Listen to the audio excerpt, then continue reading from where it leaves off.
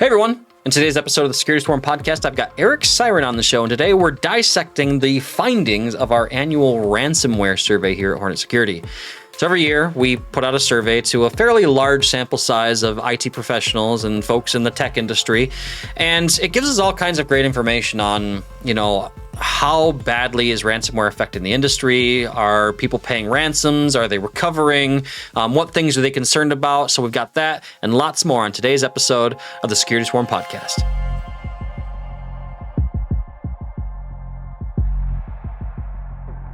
Hey everyone, welcome back for another episode of the Security Swarm podcast, the podcast that brings you the knowledge and insight straight from the security lab here at Hornet Security. As always, I'm your host, Andy Syrewicze, and I've got Eric Siron with me today. How's it going, Eric? I'm all right. How you doing, Andy? Doing good. Normally I have you on for our monthly threat report episodes, but I'm changing it up this week. We are going to talk about ransomware today. Everybody's favorite topic, right? I'm sure it's one of your favorite topics, right? Oddly, it's a lot of fun, even though it's, yeah. You're probably like me in that, you can go way back when ransomware first started. I remember seeing it really start hitting back in, if I had to guess, like 2011, 2012 is when I remember really starting to see it. The one that stands out for some reason is I was working for an MSP at the time, and there was what were they? They were like some small like cleaning supplier, had cleaning supplies, and when they supplied those, kind of like a supply chain type of business for cleaning supplies. And I remember, they got hit with ransomware, and everybody was just like, whoa, okay, this is kind of nasty, right? Because up until then, you think about malware and viruses, they were typically just annoyances, right? Gum up machines and be difficult to get rid of. And sure, occasionally you'd run into your occasional malicious piece of malware, but ransomware felt like it changed the game. So anyway, my monologue is over now on ransomware in the past, but I don't know, it just made me think of where it started, because of course, every year here at Hornet Security, we do a ransomware survey where we quiz a very large sample size of IT professionals, and we've been doing it for 3 or 4 years now, and so we've been able to really kind of track those trends as they've changed over time, and it's interesting to see how things change. And so this particular year, the one thing that kind of stands out to me from a high level perspective here is the number of attacks have decreased a little bit, but the attacks that are successful are far more damaging. And as we go through the stats, you'll kind of see where that comes clear. So I don't know, Eric, what do you think? Should we dive right into the stats? We've got, 10 or 12 bullet points to go through here that are all quite interesting. I agree. Let's hit it. All right. So the first one I've got here is 18.6% of respondents reported that their organization had been the victim of a ransomware attack in 2024, continuing a good news downward trend from previous years. So if I go look at previous years, 2021, it was 21.1%.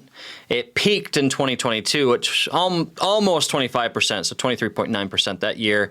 And then it's dropped consistently in 2023, and now 2024, we're 18.6%. So within a few percentage points of each other, right? But still, that downward trend is nice to see. I know it's been a while since I've come across a ransomware infection myself. That said, I'm not in the trenches every day. I don't know. Have you guys dealt with any ransomware recently in your organization, Eric, that you can think of? No, fortunately, we have, as you are fond of saying, they only have to get it right once. And right. So far, they have not done that. So, no.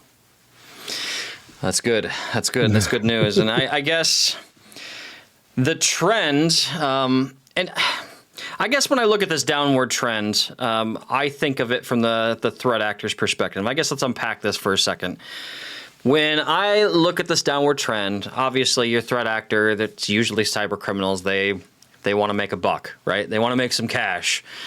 And so I think about the attacks that have been really popular this year, and I recently just wrapped up the authoring of our big annual cybersecurity report. And so the one thing that really stood out to me was a little bit of a preview on that report that's coming up, by the way. The one thing that we noticed is, excuse me, is the amount of highly sophisticated attacks has decreased, but there's been an increase of more of the, I guess what I would call the spray and pray type of attacks that are ultimately linked back to some sort of reverse proxy credential token theft toolkit. Right? So like an Evilgenics or like the Well phishing kits, the whole idea there is to appear as Microsoft 365, pass the credentials through and capture the token on the way back. And now they've got access into the whatever service it is that they capture the token for, right? And so when I look at this from a dollars and cents perspective, sometimes I wonder if in some of those cases, it's easier for the threat actor to make their money doing that as opposed to going through the process of ransomware. Now, realistically, they're probably going to do both if given the opportunity, right? But obviously, with everything we've been building as an industry over the years, we've certainly not made their job any easier. And of course, we all know that cyber actors or cyber threat actors will take the path of least resistance. So I'm going to stop talking now and get your opinion now, Eric. I'm hopeful that we are starting to figure out how to stop some of this. I think in the past, our security efforts have kind of been just as scattershot as the spray and pray technique that you're talking about. Right. Is check all our code, look for all these obvious vulnerabilities. Well, if they were obvious, hopefully we would have caught them. But so the less obvious vulnerabilities, the buffer overruns, whatnot. I think now we're starting to go, okay, what are they hitting and how do we tighten those bolts rather than just trying to hit everything, holistically, which is impossible, versus where are they looking? What are they trying to do? And maybe we're getting better at it. And, listening to you talk, we're talking about basically breaking in tokens and credentials and so on and so forth. And I feel like in the last couple of years, especially, that the industry around authentication and authorization security has gotten better at locking those tokens down and making rules and suggestions and, hey, do this, do that, so on and so forth, to really bolt down that part of it. Because I think, and I could be wrong, but I feel like this is really where most of the threat actors are working, is in impersonation and that entire line of thought. So I'm hoping your statistics are reflecting that we as collectively are getting better at, don't trust anything anymore, to really get that authentication done.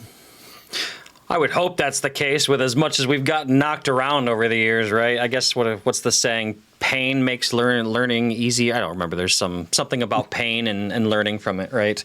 But more than a few, probably. Right. So I guess that's good news, right? And I guess when we look at ransomware, the other place that I see it more frequently than I used to is in those double extortion type situations. So threat actors know that people are more likely to recover from backup these days, right? And so now they'll also make it a point to steal the customer's data. And the second extortion attempt is like, you think you're smart and recovered from your backup, huh? Well, I'm going to leak your data unless you give me the ransom anyway, right? So there's that double extortion. We're starting to see a lot more of that too, unfortunately. But still good news that we're seeing less of ransomware overall. So next, go ahead. God. No, I was just thinking as you say that too. What's going to happen is like anything else. Either the illegal market depends on supply and demand, just like the legal market does. So the more of our data that gets out there, the less it's worth. Right. So that's going to be another thing too. Is eventually they're going to be, we're going to sell your data. Okay. Right. I mean, at some point, it's got to become like a a needle in a haystack situation. Yeah. And also, like you said, the value of individual data records is going to drop because there's so many of them, right?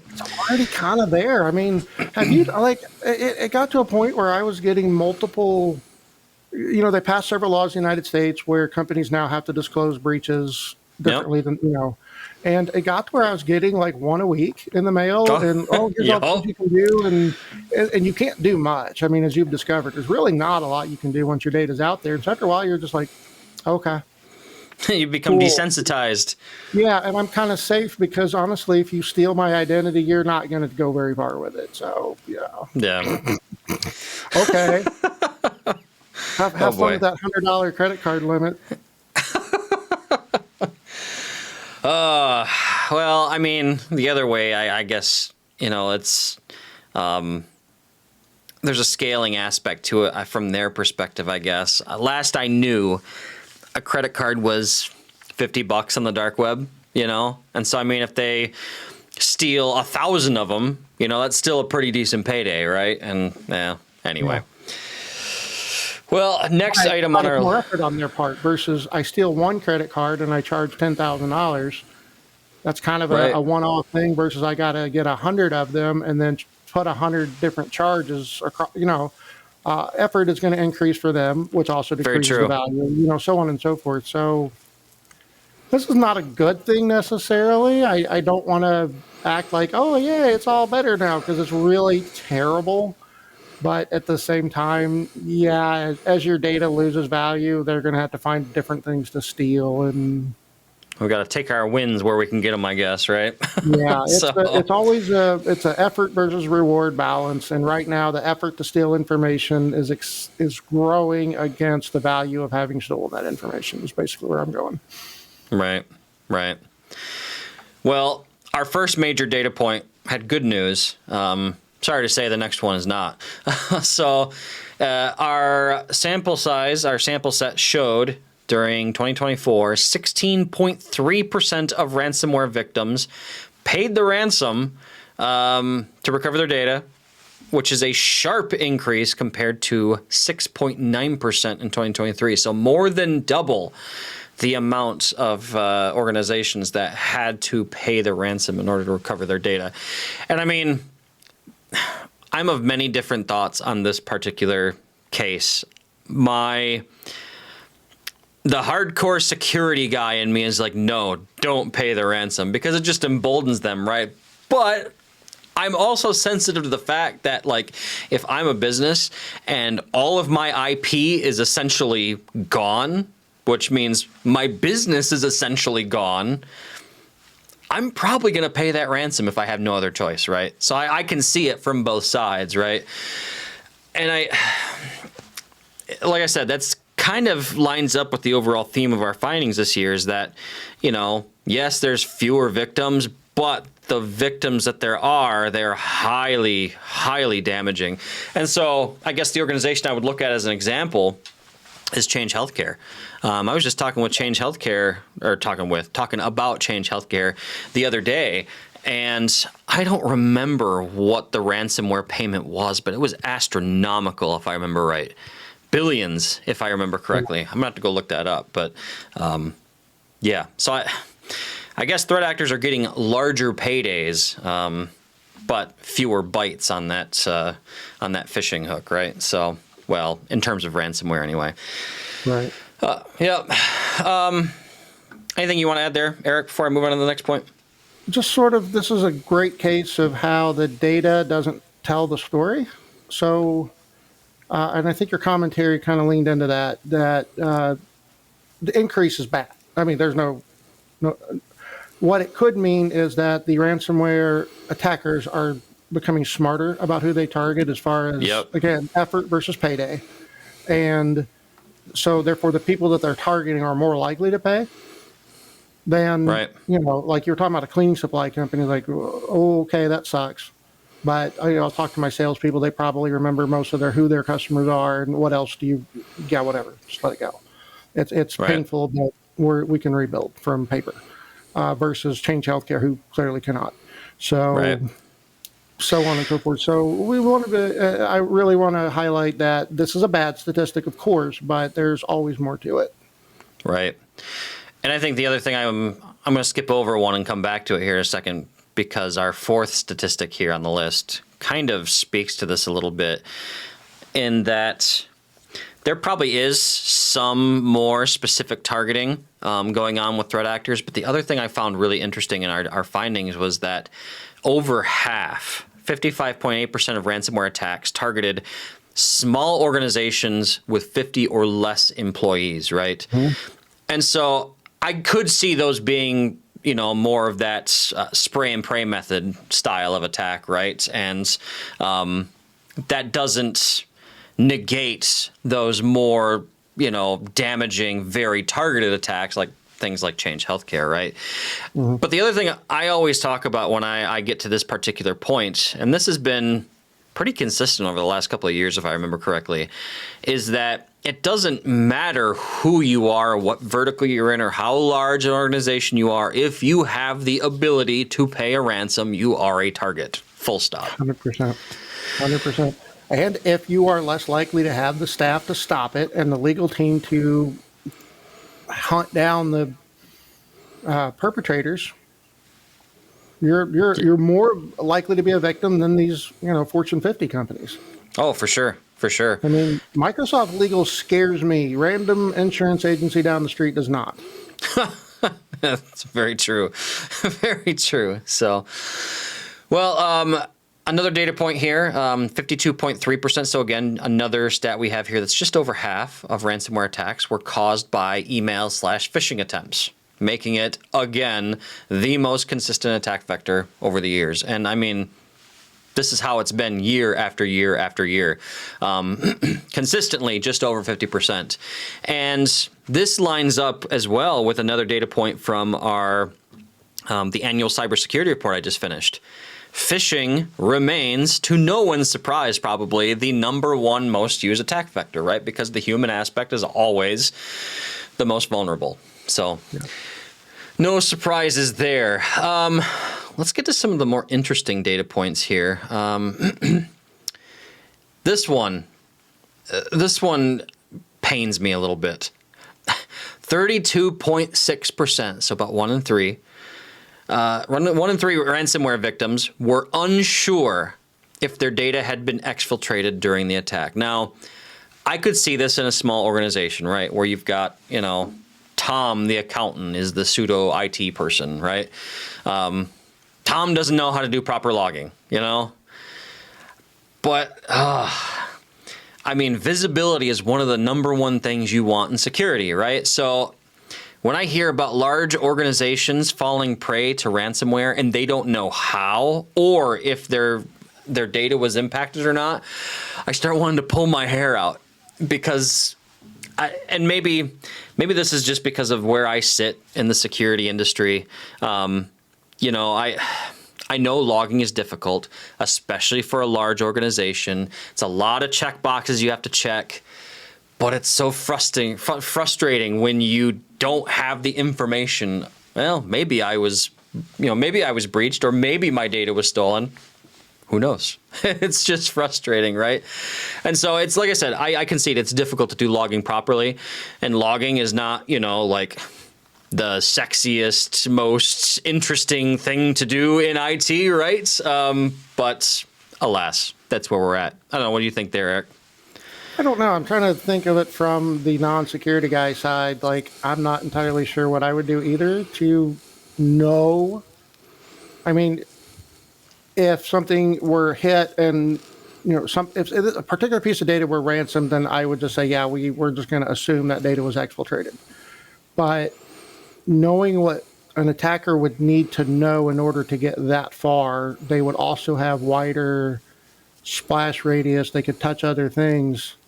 And I don't know, Andy. I'm going to be on the side of the companies on this one, I think. I think it's easy to know when something has been touched if it's been damaged. But if it's not damaged, I mean, I don't know. And maybe you know more about certain logging aspects than I do. But, I'm involved in a fair bit of logging.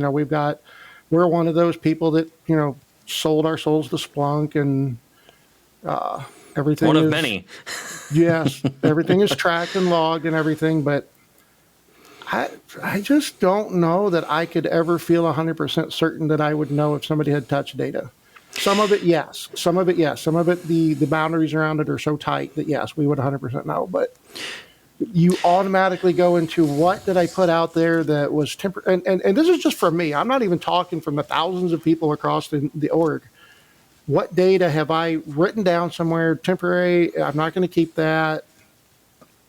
Right. Just over here in a OneNote or something. And That's true. I don't know. I just don't know, because as I understand it, that's kind of how things get hit. Is they go for that, or they're able to pick up those little things, little breadcrumbs. You just kind of, well, I usually don't do this, but this is an emergent situation or whatever, and it's a one-off. And I can kind of see how data could be stolen, and you're just like, I don't know. Yeah, I can concede that point, and I think one of the things I think of that makes it easy for me to concede that point, and I just thought of this as something you said made me think of this, is there has been a noted increase in living off the land style of attacks over the last couple of years now. And if you're not familiar with what living off the land is in a cybersecurity term, it is the concept of using as many of the built-in native operating system tools I can use as the threat actor to make it appear that my activities are business as usual, right? So if I'm a security team and I'm, looking at my security alerts, and I see a notification for Mimikatz over here, I know that, okay, I've got a problem within my infrastructure, right? But if I see, there's a PowerShell script running over there. Yeah, we use PowerShell in-house. Probably not going to question it a whole lot, right? And so I could see in that situation, yes, definitely. The one area I still get a little hung up on, and I will admit it takes a high degree of operational maturity to do this right, is at some point that attacker traffic has to traverse the network somewhere. Right? And so, when you think about all the edge security devices that we have, it should be logged in some way, shape, or form that there's something strange happening, something coming from an origin that we're not used to seeing. Again, it takes a high degree of operational maturity to have that level of detail, but I guess you've moved me from one side to seeing both sides of the argument here, Eric. So, but I'm still thinking about all that stuff too. And you've made me wonder. Now I want to ask some questions of some people that like, how exactly, because, all right, so again, living off the land, let's go back to that. I get in. So let's look at a major healthcare organization. One thing that they're going to do is they're going to have some software like Epic, and Epic is very, very, very gated. Right. Extremely gated. I think you would have a hard time hiding exfiltrated data from Epic. Right. But let's, again, go back to, I had to write this information down because it came in on a fax. Okay. It is between Epic and this user. And people will do things like scan their faxes and email them. And you can say, organizationally, we require you to send all of your, whatever you do like that, you have to use our encryption server, which basically sends an email to the recipient going, you need to come here to pull your item. We're not going to transmit it to text and email. And somebody's like, I just got to get this done. This is a pain in the butt. It hasn't been working. I can't get IT down here, whatever. They just email it. That right there is the kind of thing that I am thinking about. And I think when you're going back to your living off the land sort of a thing, somebody snatches up some information that hasn't yet gotten into the Epic system, and with the source destroyed, right? Yeah. Then they can laterally move it, and then it can go out something that doesn't look strange. Yeah, because we're going to have users on all kinds of, I get it. Obviously, like we have Russian IPs or Chinese IP addresses coming in. Like, we don't expect that traffic, but they could just as easily get a VPN in the United States or something. Yeah, that's very true. I could see, now granted, let's be realistic here. You're not going to get a whole lot of data that way. Right. But I don't know. I'm really getting down in the weeds, and I should probably just let you talk. I mean, if our No. major ethnic information was stolen, we would know.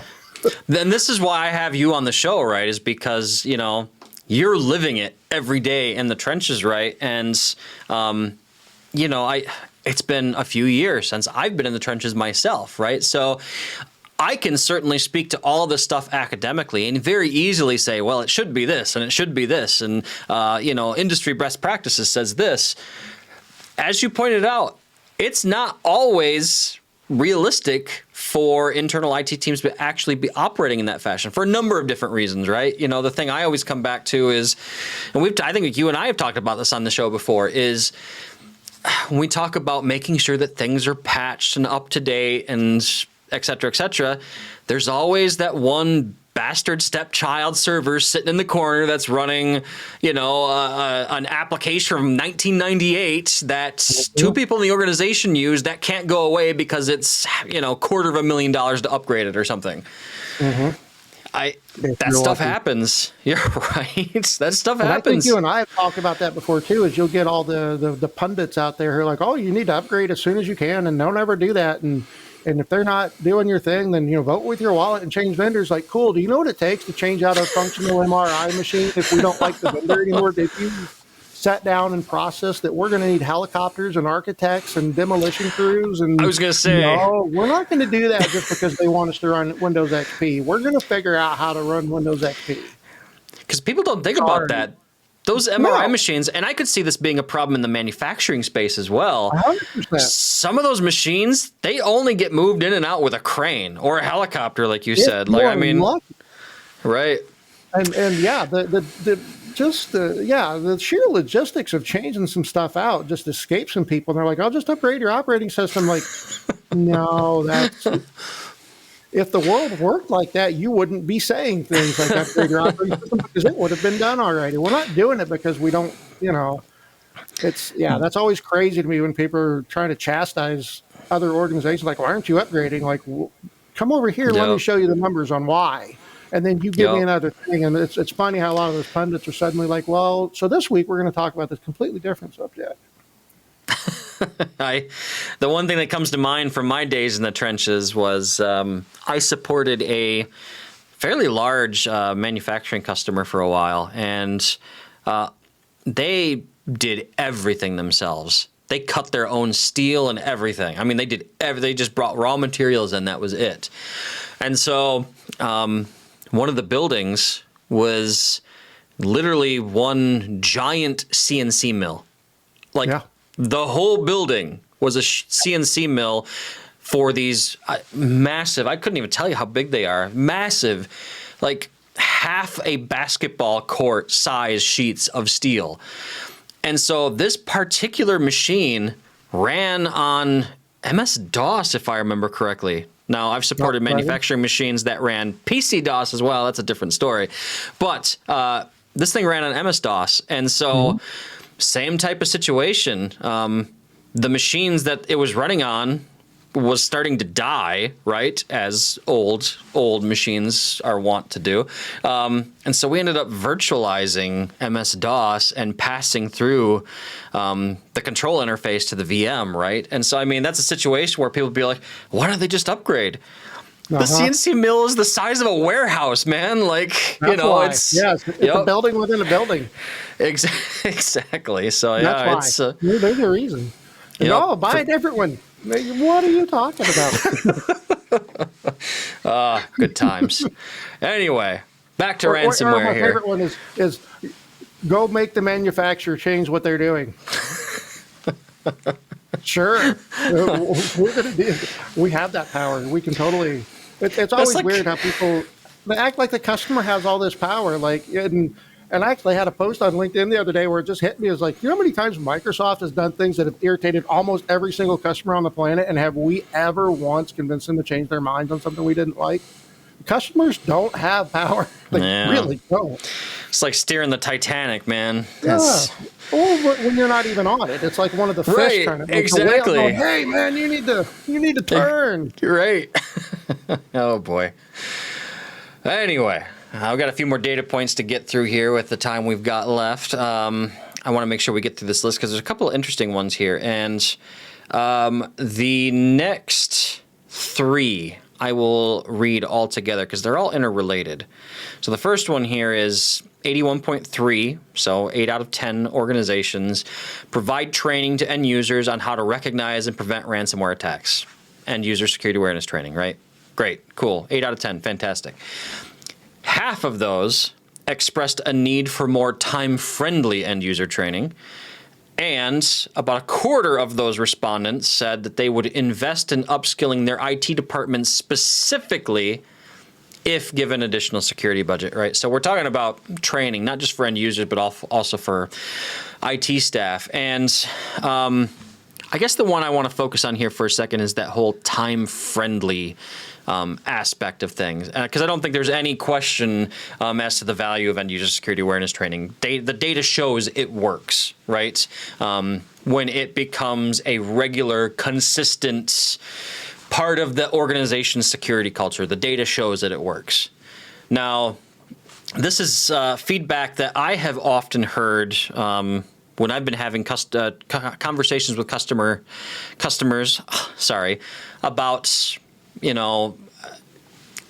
security awareness programs that they have used in the past. And I remember my days, I've been saying this a lot in this episode, my days in the trenches managing, some end user security awareness training programs. It was very time consuming, not just for the administrator, but for the end users as well. The very early days ones, it was like, oh, hey, you missed that email. Take 2 hours of security training now. I mean, it almost feels punitive, right? I mean, you're not going to build a security culture that way. And I mean, I try to not mention our products at Hornet here on the show too much. I do once in a while. I think to be honest, it probably ends up being every other episode. But I mean, just using our own as an example, it was designed to be bite-sized because that's how most humans learn the best, right? And you just reinforce that learning a little bit here and there over time. And the data shows that it works. So I thought that was very interesting, is that there's still half of organizations that feel like security awareness training could be better. And then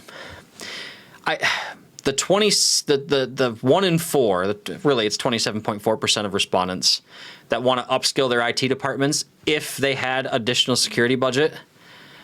I would hope. I don't know. I feel weird about this particular stat. Like, part of me wishes it was lower in the hope that it was an indication that they felt trained up enough already.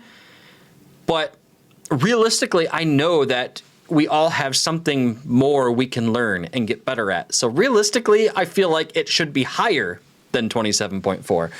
I don't know. What are your thoughts on training in the security space here, Eric? Either end user or IT pro related? It's horrifying, and I'm glad I don't have to deal with it. That's a hot take, but valid.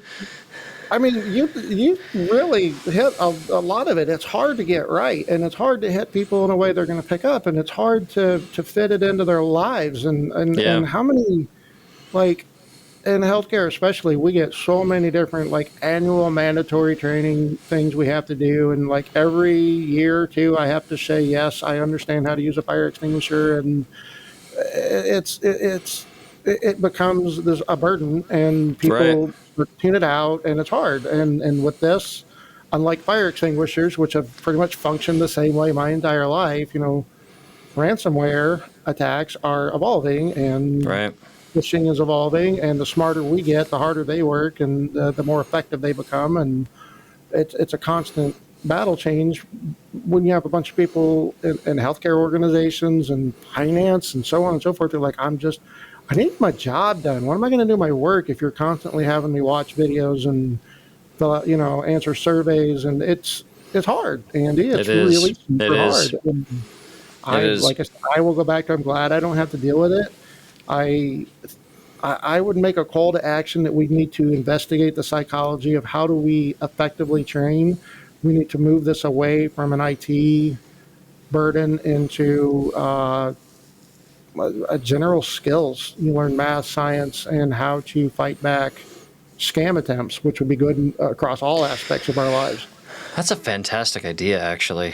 That lines up with something I did recently, non-work related. I actually did 3 sessions with my local library system where I was basically teaching people how to not get scammed online, right? The core things to look out for. And I was surprised, maybe not surprised, I was happy to see as many people showed up as they did, you know? I mean, like, right. This is a problem that is becoming mainstream, I guess I would say, right? As Yep. strange as that sounds, me being happy about that, I mean, we shouldn't have this problem to begin with, but that's life, I guess, right? People looking for help. People looking to solve the problem with their own initiative and not having it something that, oh, here we go again, you know. Yep. Yeah, Yep. It is a good thing. It is a good thing. Yep, it is, for sure. And I guess from a training perspective as well, too, when I look at this from a business case, we talk so much about risk reduction in the cybersecurity space, and it's risk and security and compliance are all tied at the hip, right? One of the questions that we asked in the survey was like, hey, how many of you have purchased ransomware insurance specifically? And it was 54.6, more than half of organizations surveyed specifically went out and got ransomware insurance. And tying it back to the training discussion, part of me wonders, at what point could we see some mandates from insurance companies, if we don't already? It's been a while since I've looked at a cybersecurity policy, but at what point could they start mandating, like, okay, you know, in 6 months, we're going to come in and we are going to quiz your end users, and depending on how they do, it may affect your premium. Because it's an unfortunate fact that some businesses just won't do things unless they are forced to for some reason. 100%. And insurance has always been a great way to do that. Yep. Like a lot of them are like, if you're not getting your vaccines, then you're more likely to get sick. So we're going to raise your rates if you're not getting your vaccines, but we'll pay for the vaccines. Yep. A lot of insurance companies have done that. Like, stop making us spend money to bail you out of things you could have avoided. So right. And so I, just looking at those 2 data points together, it just makes me think that I'm going to be bold here, and I'm going to make the prediction that we are going to see that at some point in the next 5 years, because I think a lot of insurance companies have tried to step into this cybersecurity market, and they've gotten knocked on their rear ends enough times to where they're not messing around anymore, you know? Right, because as and this is true for every single time something wasn't an insurable product and became insurable, that all of a sudden criminals are like, organizations don't have money, but the insurance companies do. Right?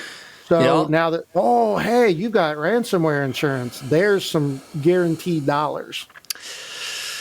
Oh, now there's a whole other problem there, right? Oh, it's huge. And this is, it's endemic. And like I say, if you look at history, the way that insurance has picked up on certain things, costs for the product have always risen as insurance gets into the game. Yeah, that's true. So it's going, insuring against ransomware globally is going to make ransomware more lucrative. Right. So what I would do, and like you'd spoken before, is don't pay the ransom is what you had said. What I would probably counsel people to do, and this is going to be a little bit horrifying, so get your pearls clutched right now. Right. I'm ready. Hit me. Get your ransomware insurance to the point where if all of your IP is stolen, you say, well, okay, I can retire anyway. Don't pay the ransom. Take your insurance money and close your doors and say, we had a good run.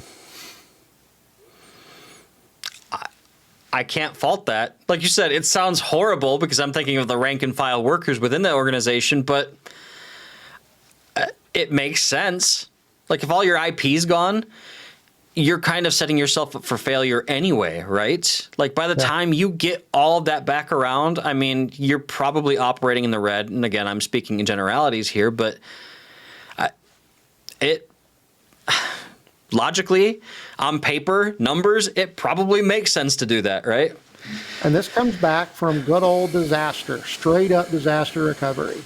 If you run a business selling widgets out of a factory or a warehouse, and you're hit with let's say a volcano swallows that building, you're going to take your insurance and just be done. Right.